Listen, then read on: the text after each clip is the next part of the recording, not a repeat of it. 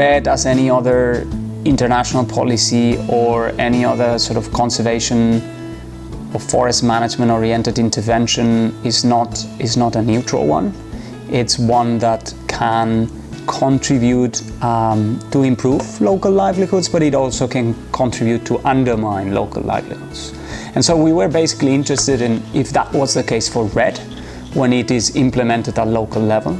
And at the same time, we knew that REDD was a sort of a top-down, internationally thought and internationally designed mechanism that was starting to have a very important level of impact in national policy. National policy in the global south, and particularly forestry and environmental policy. And so we were again interested in understanding what were those impacts about. Were impacts about changing laws, changing policy frameworks? Were those impacts about just bringing people around a table to discuss existing policy frameworks and their current viability in the context of REDD?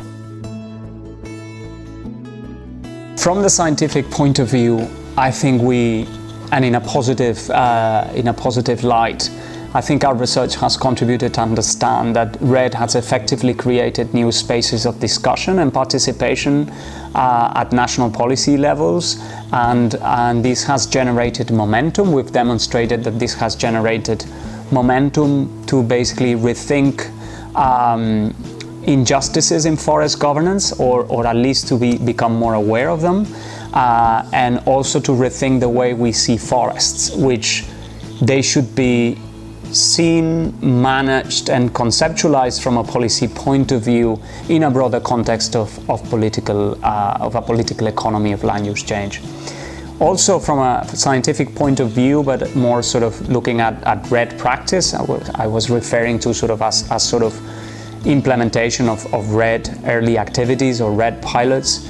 Our research has demonstrated that these land in settings which can already be characterized by different types of conflicts.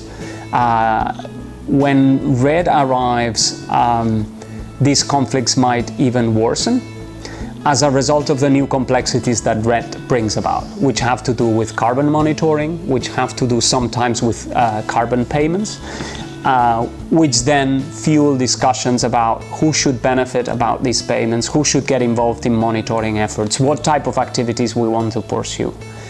And as a result of that, again, these discussions over distribution and participation may be overlapping with existing grievances around participation and distribution.